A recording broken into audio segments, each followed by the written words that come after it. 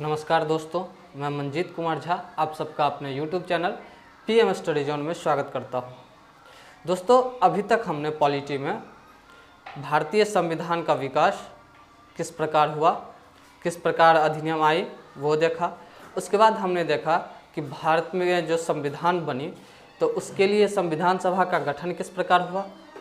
उसके बाद हमने दोस्तों संविधान का निर्माण किस प्रकार हुआ, उसका प्रारूप किस प्रकार तैयार हुआ, उसे किस प्रकार पारित किया गया और उसे कितने समय में पारित किया गया, इन सब बातों को देखा है और अच्छी तरह से समझा भी है।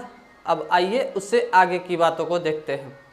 आज हम लोग भारतीय संविधान के जो विदेशी स्रोत हैं उनको देखेंगे।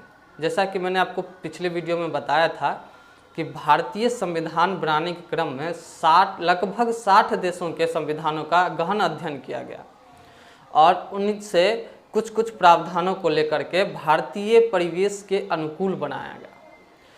तो इसीलिए कुछ जो प्रावधान हैं भारतीय संविधान में वो किसी खास देश से लिए गए हैं।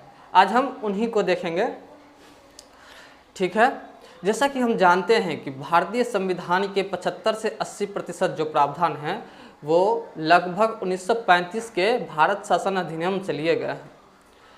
भारत शासन अधिनियम के प्रावधान या तो हूबहू भारतीय संविधान में आए हैं या फिर उनमें थोड़ा बहुत फेरबदल किया गया है और उसके बाद उसे भारतीय परिवेश के अनुकूल बनाकर संविधान में लागू किया गया है। और बाकी बचे अब प्रावधानों में से कुछ प्रावधान विभिन्न देशों से लिए गए हैं। आइए उन्हें हम देखते हैं। इस क्रम में सबसे पहले हम देखते हैं कि ब्रिटेन से क्या लिया गया है। तो दोस्तों, सबसे पहले ब्रिटेन से लिया गया संसदीय प्रणाली, मतलब अमेरिका में अध्यक्षीय प्रणाली जिस प्रकार चलती है और ब्रिटेन में चलती है संसदीय प्रणाली। तो भारतीय परिवेश के हिसाब से अध्यक्षीय प्रणाली न लागू करके भारत में संसदीय प्रणाली लागू की गई। इसके अलावा यहाँ से ली गई है एकल नागरिकता। अमेरिका में दोस्तों दोहरी नागरिकता का प्रावधान है, यानी वहाँ पर देश के साथ साथ प्रांतों की भी नागरिकता होती है। जैसा कि अभी कुछ समय पहले तक धारा 370 हटने से पहले तक जम्मू कश्मीर में थी, परंतु भारत में क्या है, एकल नागरिकता का प्रावधान है, यानी भारत में केवल देश के नागरिक होते हैं, प्रांतों की नागरिकता नहीं होती है। इसके अलावा ब्रिटेन से विधि निर्माण की प्रक्रिया ली गई है, यानी किस प्रकार विधि का निर्माण किया जाए, उसकी प्रक्रिया क्या होनी चाहिए, ये भी ब्रिटेन से ली गई है। उसके बाद दोस्तों है संयुक्त राज्य अमेरिका, यानी आपको पता होगा कि विश्व का पहला लिखित संविधान अमेरिका का ही था और इस संविधान से भारत में कुछ प्रावधान शामिल किए गए हैं। आइए उन्हें हम देखते हैं। यहाँ से जो सबसे महत्वपूर्ण चीज़ लिया गया है मौलिक अधिकार। आपको पता होगा कि हमारे संविधान में 7 मौलिक अधिकार थे, वर्तमान में 6 हैं। एक अधिकार को हटा दिया गया है, संपत्ति के अधिकार को अब कानूनी अधिकार कर दिया गया है। तो मौलिक अधिकार का प्रावधान कहाँ से लिया गया है, अमेरिका से लिया गया है। इसके अलावा न्यायिक पुनरावलोकन, यानी कि सरकार कुछ भी करेगी तो उसके लिए न्यायिक समीक्षा का प्रावधान किया गया है और ये न्यायिक जो समीक्षा ये कहाँ से लिया गया है, तो अमेरिका से लिया गया है न्यायिक पुनरावलोकन के रूप में। और इसके बाद संविधान की जो सर्वोच्चता है वो भी अमेरिका से ही ली गई है। हमारे देश में संसद सर्वोच्च ना हो करके कौन सर्वोच्च है, संविधान सर्वोच्च है और इस संविधान में संशोधन करने की शक्ति संसद के पास है, ना कि संसद जो चाहेगा वो कर सकता है। यदि संसद संशोधन भी करता है तो उसके लिए न्यायिक समीक्षा होगी। न्यायालय जो उच्चतम न्यायालय है वो निर्धारित करेगी कि ये समीक्षा जो है वो उचित है या नहीं। यदि ये मूल ढांचे के खिलाफ है, यानी केशवानंद भारती बनाम केरल राज्यवाद में सुप्रीम कोर्ट ने मूल ढांचे का सिद्धांत दिया था, अगर उसके खिलाफ जा रहा है संशोधन तो उसको निरस्त कर दिया जाता है। उसके बाद दोस्तों न्यायपालिका की स्वतंत्रता का सिद्धांत भी कहाँ से लिया गया है, संयुक्त राज्य अमेरिका से, यानी कि न्यायपालिका में किसी भी तरह का राजनीतिक हस्तक्षेप नहीं होगा। न्यायपालिका स्वतंत्र इकाई के रूप में कार्य करेगी। वो अपने न्यायाधीशों की भर्ती भी स्वयं करती है। इस प्रकार से न्यायपालिका की स्वतंत्रता का प्रावधान भी अमेरिका से लिया गया है। इसके बाद दोस्तों निर्वाचित राष्ट्रपति और उस पर महाभियोग लगाने की प्रक्रिया, ये भी कहाँ से लिया गया है? संयुक्त राज्य अमेरिका से। महाभियोग क्या होता है? तो महाभियोग राष्ट्रपति को हटाने की प्रक्रिया है, और ये जो राष्ट्रपति को हटाने की प्रक्रिया है ये भी संयुक्त राज्य अमेरिका से ही लिया गया है। इसके अलावा उपराष्ट्रपति और उच्चतम न्यायालय या उच्च न्यायालय के न्यायाधीश को हटाने की जो प्रक्रिया है वो भी अमेरिका से ही ली गई है। यानी अमेरिका से कौन कौन से प्रावधान लिए गए हैं? तो मौलिक अधिकार, न्यायिक पुनरावलोकन, संविधान की सर्वोच्चता, न्यायपालिका की स्वतंत्रता, निर्वाचित राष्ट्रपति और उस पर महाभियोग, उपराष्ट्रपति और उच्चतम एवं उच्च न्यायालय के न्यायाधीशों को हटाने का विधि। उसके बाद दोस्तों आइए हम देखते हैं आयरलैंड। आयरलैंड से क्या सब लिया गया है? आयरलैंड से सबसे प्रमुख प्रावधान जो लिया गया है वो है राज्य का नीति निर्देशक तत्व। राज्य का नीति निर्देशक तत्व के बारे में कहा गया है कि भारत को एक कल्याणकारी राज्य बनाने के लिए भारत के सरकार द्वारा इस नीति निर्देशक तत्व को लागू किया जाएगा, परंतु ये जो है कानूनी रूप से लागू नहीं कर सकता है। ये सरकार जो है अपने जो योजना बनाएगी उसमें इस नीति निर्देशक तत्वों को क्रियान्वित करेगी।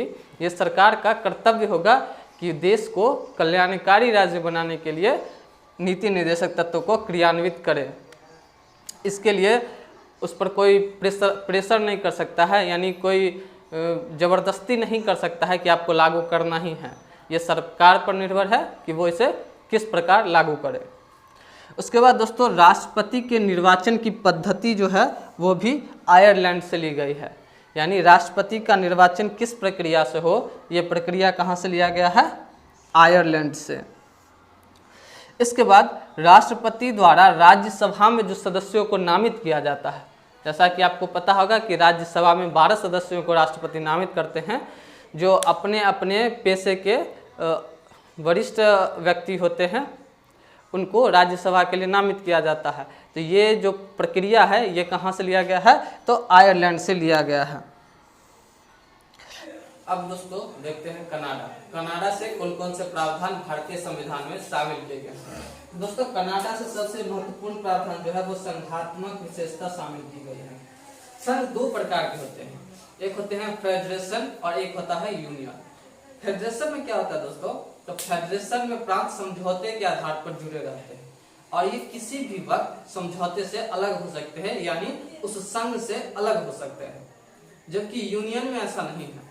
यूनियन में प्रांत अलग नहीं हो सकते हैं, वो हमेशा ही किसी भी परिस्थिति में संघ से जुड़े रहेंगे।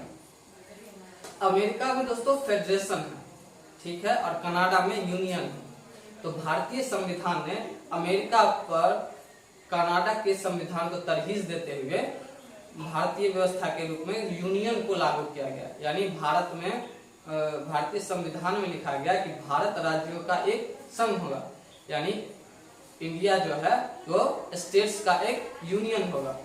इसका अर्थ ये हुआ कि भारतीय राज्य किसी भी परिस्थिति में संघ से अलग नहीं हो सकते हैं। ये सबसे बड़ी विशेषता है जो कि कनाडा से ली गई है। इसके बाद दोस्तों केंद्र की अवशिष्ट शक्ति जो कि केंद्र के पास रहती है, ये व्यवस्था भी कनाडा से ही ली गई है।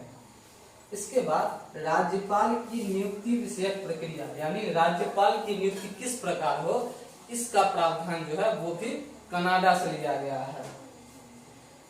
इसके बाद दोस्तों आइए देखते हैं ऑस्ट्रेलिया से क्या सब लिया गया है। तो ऑस्ट्रेलिया से जो सबसे महत्वपूर्ण चीज लिया गया है वो है प्रस्तावना की भाषा। प्रस्तावना की भाषा कहां से ली गई है? ऑस्ट्रेलिया से। इसके बाद ऑस्ट्रेलिया से समवर्ती सूची का प्रावधान लिया गया है, यानी समवर्ती सूची जिस पर केंद्र और प्रांत दोनों कानून बना सकती है, लेकिन टकराव की स्थिति जब भी होगी तो केंद्र का कानून प्रभावी होगा। और इस विषय को, इस सूची को जो है वो ऑस्ट्रेलिया से लिया गया है।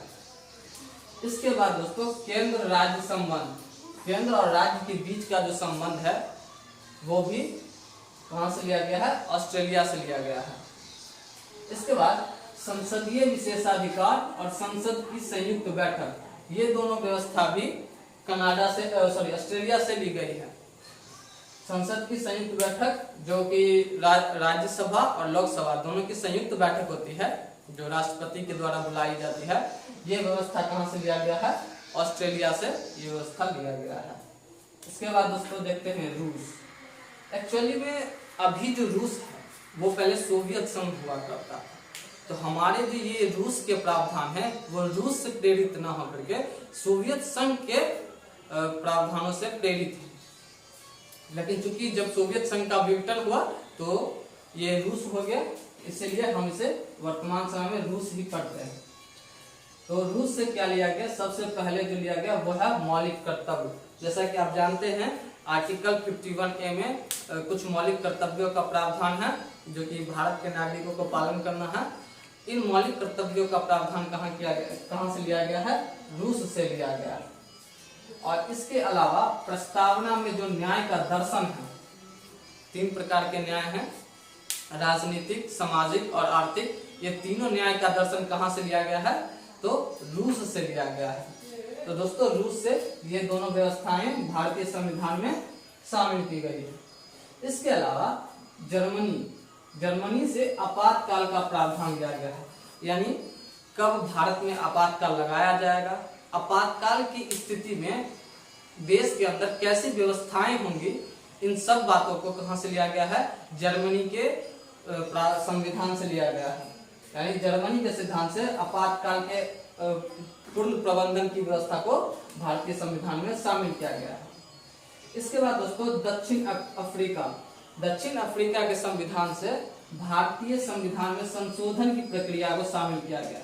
यानी भारतीय संविधान का संशोधन किस प्रकार हो, जो कि आर्टिकल 368 के अधीन होती है, उसमें किस प्रकार संशोधन किया जाए, ये प्रक्रिया कहाँ से लिया गया है, तो दक्षिण अफ्रीका से लिया गया है। यानी भारतीय संविधान में जो भी संशोधन की प्रक्रिया है वो दक्षिण अफ्रीका के संविधान की भी है। इसके बाद जापान से लिया गया है विधि द्वारा स्थापित प्रक्रिया। एक होता है दोस्तों विधि द्वारा नियत प्रक्रिया, लेकिन भारत में क्या है, विधि द्वारा स्थापित प्रक्रिया है। इसके बाद दोस्तों है फ्रांस से कौन सा व्यवस्था ली गई है, तो गणतंत्रात्मक व्यवस्था ली गई है। यानी भारत जो है वो गणतंत्र है, यानी भारत के जो देश के प्रमुख होते हैं वो निर्वाचित होते हैं, वंशानुगत नहीं होते हैं। इसके अलावा फ्रांस के संविधान से प्रस्तावना में स्वतंत्रता, समता और बंधुता के आदर्श को भी शामिल किया गया है। यानी प्रस्तावना में जो स्वतंत्रता, समता और बंधुता का आदर्श है, ये किस संविधान से प्रेरित है, तो ये फ्रांस के संविधान से प्रेरित है। तो दोस्तों हमने इस वीडियो में भारतीय संविधान के जो भी विदेशी स्रोत रहे हैं उन सब को अच्छे से देखा है, और उम्मीद करता हूं कि ये वीडियो आपको बहुत अच्छा लगा होगा। इसके लिए आपको वीडियो कैसा लगा ये हमें जरूर कमेंट करके बताएं, तथा इस वीडियो को लाइक करना ना भूलें, और आगे के वीडियोस का अपडेट पाते रहने के लिए चैनल को सब्सक्राइब करें और बेल आइकन को दबाएं। धन्यवाद।